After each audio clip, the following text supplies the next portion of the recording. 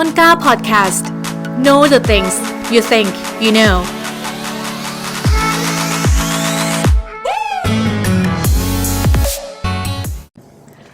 ฮัลโหลเจี๊ยบสบายดีด่ะสบายดีช่วงนี้แบบเขาเศร้าๆนะด่ะแบบได้ไปหั่นไปนี่แล้วแบบมูซ้อนเป็นนั่นเป็นนี่สินะงานหลอกงานเลี้ยงอยู่บริษัทสินะเดี๋ยวเจี๊ยบยังบ่เราซื้อรายการเนาะเขาลืมเขาอุกใจแฮงขอโทษเดี๋ยวเขาแนะนำก่อนรายการเขาชื่อว่าพิกกี้มันนี่เงินมือ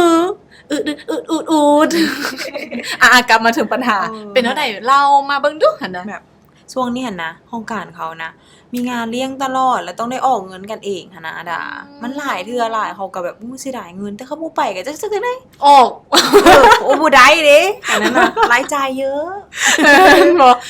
บ่ไปว่ามาดักก็มีรายจ่ายส่งแบบเกี่ยวอย่างแบบนี้น่ะหลายอยู่ได้เนาะจะบ่ว่าจะเป็นเรื่องของกินเลี้ยงกับห้องการกินเลี้ยงกับหมู่สิ้นดอกสิ้นดาดเขาถอกค็อกเทลอันบัตรดองบัตรบุญบัตรนั่นบัตรนี่อุ๊ยหลายอยู่ได้อันนั้นได้หั่นตอนนี้ก็ออกพรรษาเลยเดี๋ยวนี้โอ้ตายละออกพรรษามันมาพร้อมกับหยังดองเงินใส่ซองน้องกับพ่อมีอีหลีมันโอ้ยเว้าถึงเรื่องมาเป็นปัญหาที่เห็นหลายคนจมคือกันบางคนนี่ก็จมว่าเฮ็ดแนวใดบ่มีเงินใส่บัตรดองไปดองนี่มันบ่ได้เสียแต่บัตรดองได้เจี๊ยบคือผู้หญิงเฮาแม่นหยังนี่ทั้งสิ้นทั้งเสื้อแต่งหน้าเฮ็ดผมเซาคำเดี๋ยวเนาะว่าซื้อซะดอกเขามีคำเขาลืมเขาเลยซื้อคำหั่นแหละรายจ่ายแบบนี้นะเป็นรายจ่ายที่ว่ามันอึดอัดใจเพราะว่าอย่างเป็นรายจ่ายที่มันเกี่ยวข้องกับความสัมพันธ์ถ้าสมมุติเฮาสมมุติว่าบัตรดอกเนาะถ้าบ่ไปก็จะกสิแนมหน้าแฮงๆอันนี้แบบแฮงเป็นคนฮู้จักคนหลายถ้าบ่ไปเพิ่นก็สิว่าเลยอ้าวบัตรยามดองเอื้อยอ้ายแล้วบ่มายามดองโตเบิ่งสิเนี่ยมันก็เป็นภาษีสังคมนะเขาเอิ้นว่าภาษีสังคมอุ๊ยคำนี้ม่วนรวมทุกอย่างเลยภาษีสังคมแม่นบริจาครัฐบาลจ่ายให้สังคมจ่ายให้สังคมอุ๊ยแปลว่าอย่างนั้นเจ๊ออกแบบทางการอยู่ภาษีสังคมคือภาษีสังคมเฮานี่ก็จะเป็นประเภทรายจ่ายเรื่องที่ว่าเฮาต้องได้รายจ่ายบัตรดองนี่รายจ่ายเงินบุญบ่หรือว่ารายจ่ายงานกินเลี้ยงสังสรรค์จังซี่นะคันมันเป็นแบบว่าเฮาบางทีเฮาก็เนาะไปงานไปหยังเฮาก็ต้องได้จ่ายกับหมู่จังซี่นะสิไปถ่ายกินแต่ของฟรีเขาก็บ่เอิ้นไปใส่นำแหละเนาะมันก็บ่คือแหละเนาะมันก็บ่คือจังซี่นะไปนำกันกินกันก็แชร์กันเลยเนาะแม่นว้าวละภาษีสังคมด่าก็เคยได้ยินคำนี้ได้นี่เป็นคำที่แบบว่าตีความหมายได้ชัดเจนเลยว่ามันคือภาษีที่เฮาต้องจ่ายให้สังคมแล้วอันภาษีสังคมนี่นะเฮาไล่ไปไล่มาล่ะคือถ้าบอกมันเป็นเรื่องที่ว่ามันยากลำบากใจในการที่จะปฏิเสธแล้วเฮาจะบริหารเงินเฮาแนวใดให้เฮาสามารถ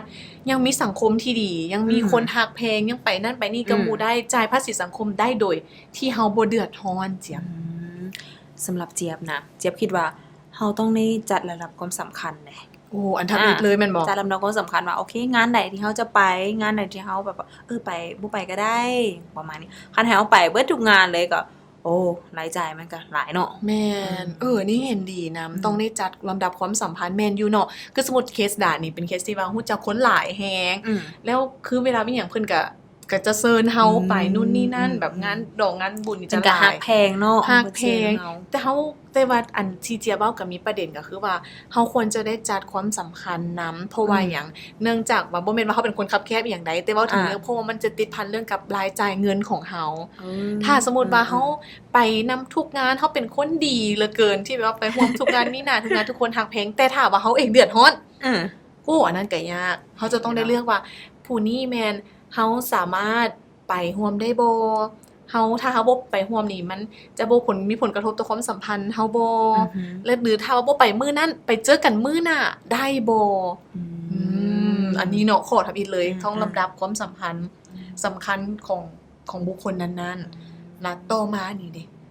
ต้องเงินแล้วแหละนี่เฮาก็มาวางแผนเรื่องว่าบัดเจ็ตของในการภาษีสังคมเฮาเท่าใดในแต่ละเดือนแล้วเฮาเคยเกริ่นๆกันไปใน EP ก่อนๆเนาะเว้าถึงเรื่องของการเฮ็ด บัดเจ็ตของเฮาในแต่ละเดือนคือเฮาเว้ากันตอนนั้นก็จะมีเรื่องของค่าใช้จ่ายที่มันเป็นคงที่เป็น fixed cost แบบนี้หรือว่าค่าใช้จ่ายที่มันแบบมันจุกมาจิกหมุนเวียนไปค่าใช้จ่ายฉุกเฉินและถ้าผู้ใดที่บังเอิญเฮารู้สึกว่าเฮาเป็นคนสังคมแล้วเฮาต้องได้จ่ายภาษีสังคมหลายเฮาก็ต้องได้แบ่งออกมาให้เป็นภาษีสังคมอีก เฮาก็แบ่งไว้เนาะถ้าสมมุติว่าเฮามักแบบไปสังสรรค์จังซี่เฮาก็แบ่งงบสังสรรค์เมียนจังซี่แต่ว่าคันเฮาแบ่งไว้หลายเงินออกมันก็สิมีน้อยเฮาก็แบ่งให้มันพอดีพองามเนาะ และสมมุติว่าเคสที่ว่าเฮาแบ่งเงินไว้อยู่แต่ว่าบังเอิญเดือนนั้นน่ะนะหลายคนนี่นะมาเชิญเฮาไปงานดองหลายเหลือเกินแล้วเงินที่เฮาเผื่อไว้สำหรับภาษีสังคมมันหมดแล้วเฮ็ดแนวใดดีเจี๊ยบตัวนี้ว่ะก็คือเฮาว่าแหละเนาะคือแบบว่าการที่ว่าเขาเจ้าเชิญเฮาไปดองไปหยังซี่นะเฮาก็สิได้ยินเกินๆมาไว้ละว่าไผสิเชิญเฮาคันคนสนิทอีหลีเนาะดังนั้นเฮาก็สิมีการวางแผนบัดเจ็ตเฮาได้แต่คันสมมุติว่ามีดองแบบป๊อปอัพขึ้นมาปึ๊บปั๊บก็แสดงว่าอาจจะคนนั้นอาจจะบ่ได้สนิทกับเฮาปานใดประมาณนี้เฮาก็สามารถแบบอาจจะหลีกเลี่ยงได้อย่างประมาณนี้หรือว่าคันเฮาอยากไป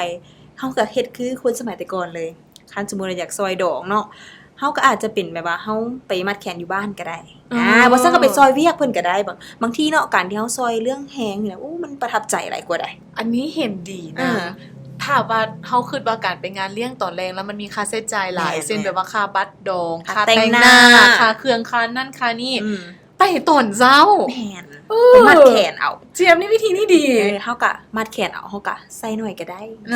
ไปซอยเวียกอย่างเพิ่นเอาไปซอยเวียกเพิ่นเอาถือว่าเป็นไอเดียที่ดีที่เฮาสามารถใช้ได้นอกจากเสียเงินก็บ่หลายแล้วเฮายังสร้างความประทับใจและสร้างความสัมพันธ์ได้ดีกว่าการแบบไปงานล่าๆอีก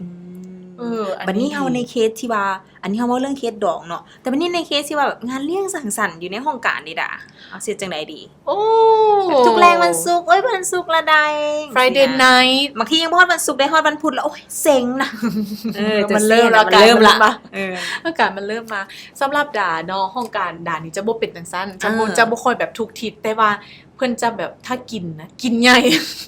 เลยเนาะถ้ากินแล้วกินนักบัดเดียวแต่บ่ได้กินเรื่อยปานนั้นแต่วิธีของด่าหั่นที่เฮ็ดอยู่ในห้องการเนาะเฮาก็จะมีการ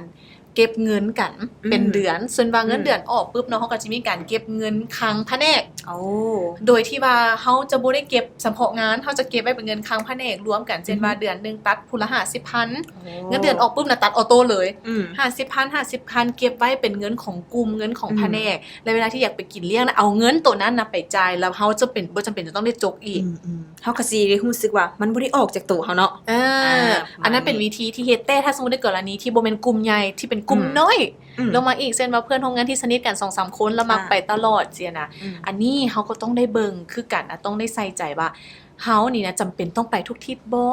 เฮาไปแบบเดือนนึง2เทื่อได้บ่หรือว่าเดือนนึงเทื่อนึงไปนำเพิ่นได้บ่เพราะให้เพิ่นบ่ลืมหน้าเฮา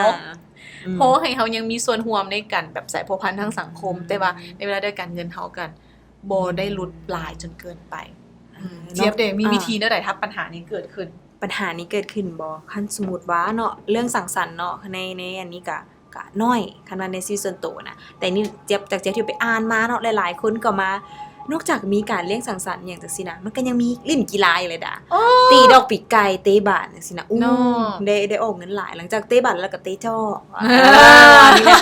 เขาเจ้าก็เลยว่าเนาะอันนี้จากที่ไปศึกษามาเนาะเพิ่นก็ว่าเฮาก็ต้องแบบเบิ่งว่ากิจกรรมใดที่เฮาบ่อินนำหั่นน่ะเฮาก็หลีกเลี่ยงอย่างเช่นแบบว่าเตะบาสเฮาก็มักอยู่แต่ก็บ่ได้แม่นสิมักจะไปเตะทุกทิศจังซี่หั่นนะมันก็กลับมาถึงข้อทับนี้ที่เฮาล้มกันเรื่องของการจัดความสำคัญแม่นและอีกวิธีนึงเฮาก็หาแนวร่วมแนวใดประมาณว่าเฮาก็ไปเบิ่งเนาะอยู่ในห้องการเฮามันก็สิมีบางคนแหละที่รู้สึกอึดอัดคือเฮาว่าบ่อยากไปตลอดนะเฮาก็ไปสกิดมีแต่เฮาดอกมันสิมีแต่เฮาก็ไปลองอันนั้นเบิ่งลองเท้าๆเบิ่งเจอแล้ววันนี้คือเฮาก็แบบโอเคเฮาหนีไปก็หมายประมาณนี้มันก็เป็นอีกวิธีนึงจังซี่นะหาแนวร่วมมันจะต้องมีอย่างสินะอุ๊ยมักอันนี้เห็นดีนะเพราะว่าในกลุ่มสังคมใดก็แล้วแต่ว่าในห้องการใดก็แล้วแต่มันก็ต้องมีคนที่แบบที่บ่ได้อินกับทุกอย่างขนาดนั้นนะ ที่จริงนะหรือว่าเฮาเข้าใจผิดไปเองบ่ว่าเฮาจำเป็นต้องไปทุกงาน บางทีเฮาก็เข้าใจผิด หรือเฮา บางทีเฮาเข้าใจผิดไป เข้า เอ ใจ ง ผิด เพิ่นก็อาจจะบ่ได้ไม่ก็ได้ว่า เออ เฮาจำเป็นต้องไปเสียถ้าเฮามีเวียกสำคัญอีหลีเฮาก็ครอบอย่างเพิ่นก็น่าจะเข้าใจนะ อืม ว่าสิมีแบบใจแบบแรงใจดำเอาอย่างเอาแท้ว่า แม่น หรือเฮากดดันตัวเองเพราะว่าเฮาต้องไปทุกอัน อันนี้ก็มีส่วนเลยเพราะว่าเฮาก็อยู่ในสังคมที่แบบว่าสังคมแบบสมายสังคมแบบที่ว่าแบบที่ใจอบอ้อมอารีนะสังคมคนจริงใจสิซะคือว่าเพิ่นเอิ้นเฮาก็คือแบบต้องไปได้เด้อต้องไปได้แต่บางทีเพิ่นก็บ่ได้หมายถึงแบบนั้นก็ได้ เนาะ คือเห็นภาพเฮาไปเวลาเอิ้นหมู่ไปนำกันในความรู้สึกเฮาบางทีก็บ่ได้จำเป็นแบบนั้นก็ได้สินะเฮาอาจจะตีความหมายผิด เนาะบางเทื่อเฮาก็ลองกลับไปเบิ่งว่าเคสของแต่ละคนเป็นแนวใดเนาะ แต่คือเฮาเว้าเลยว่าเรื่องของภาษีสังคมนี่เป็นรายจ่ายที่มันยากหลายฉะนั้นในแต่ละเดือนถ้าเป็นไปได้เฮาต้องมีเงินซัพพอร์ตให้เพิ่นเพราะถ้าว่าเฮาบ่มีเงินซัพพอร์ตให้ตัวภาษีสังคมนี่นะมันจะไปกระทบถึงเงินบ้วงอื่นของเฮามันจะไปกระทบเผลอๆนี่ไปกระทบถึงเรื่องของเซฟวิ่งเฮาอีกอันนั้น แม่ บ่อยากให้แตะต้องเลย บางทีเฮามีปาร์ตี้ตลอดจังซี่นะ อืม แต่เฮารู้สึกว่าเงินเฮามันเกินบัดเจ็ตละการไปลิ้นแบบแนวนั้นบางทีการไปปาร์ตี้เฮาก็บ่ได้มีความสุขเพราะว่ามันกระทบเงินเฮาเด้ แม่ จังซี่นะ แม่นแท้แล้ว อืม กระทบสุขภาพพร้อมทำมันหลาย แม่น จนเกินไป กระทบเวียกงานพร้อมนี่เนาะสุขภาพมันบ่ อี โอ หลี เคล่ะ อีหลีฉะนั้นเนาะมีแต่ว่าต้นเดือนผู้ใดที่ว่ามีการวางแผนเงินของเดือนของตัวเองก็เอาตัวนี้ไปเป็นตัว consider แล้วไปคิดนำเพราะว่าหลายคนอาจจะเบิ่งข้ามแต่มันมีอีหลี แม่นบางทีรายจ่ายตัวนี้อาจจะสูงกว่ารายจ่ายอันอื่นก็มี แม่นแท้ บัด เนาะ ยามเฮามาไล่เบิ่ง ลองฝากกันเบิ่งเนาะ ฮะ แล้วบัดนี้สิฮอดถ้าสมมุติถ้าบ่แน่ใจว่า EP จะออกตอนไหนเนาะ โปรดิวเซอร์เฮากำลังแบบ manage อยู่ ถ้าว่ามันออกช่วงตอนเข้าพรรษาตอนออกพรรษาเนาะที่หลายคน อืม ก็มีปัญหาเรื่องของบัตรดองบัตรหยังเบิ่งลองเอาไปปรับใจเบิ่งหรือถ้าว่าไม่กระทั่งว่าออกจนช่วงไหนก็แล้วแต่เฮาฮู้ว่ามันต้องได้มีช่วงนั้นก็เอาไปปรับใจเพื่อว่าให้เฮาบ่ให้ลำบากกายบ่ให้ลำบากใจและความสัมพันธ์ก็ยังดีอยู่ แต่ว่าการไปสังสรรค์กับหมู่ก็บ่แม่นว่าเป็นเรื่องบ่ดีเนาะมันก็เป็นเรื่องดีที่ว่ากระชับความสัมพันธ์ อืม แต่ก็สิ่งที่เฮาอยากฝากไว้ก็คือว่าอย่าให้มันกระทบเรื่องการเงินของเฮา แม่นแท้ อืม เพราะว่าเฮาจะบ่มีความสุขเพราะตอนนั้นมาแล้ว ถามอันหนึงก่อนเฮาจะจบ EP นี้อันพาแฟนไปกินข้าวนี่รายจ่ายแบบภาษีสังคมบ่นี่ ภาษีสังคมบ่อัน ห นี้ รือว่าภาษีแฟน ภาษีแฟน ภาษีแฟนอันนี้wording ใหม่เนาะภาษีแฟนจังซี่ ภาษีแฟน แต่ว่าการไปกินข้าวกับแฟนอย่างจังซี่เฮาก็ควรจะคิดว่าได้ควรจะวางไว้บ่ว่าแต่ไปกินข้าวไปเบิ่งหนังจังซี่นะขอ เห็น สู บ่ งเลย เดี๋ยวมื้อหน้าเฮาล้มกันเรื่องภาษีแฟนเนาะ โอ้แม่มีหลายเรื่องให้ลงเลย โอเคเดี๋ยวมื้อหน้าเฮาล้มกัน โอเค เรื่องภาษีแฟนภาษีเมียและภาษีผัวต่าง แม่น ๆเนาะ ส เกินๆกันไว้ โอค เกินๆอ่ะสำหรับวันนี้ไปละเด้อหวังว่าทุกคนจะ enjoy และ happy เนาะ เดี๋ยวสบายดี บายสบายดี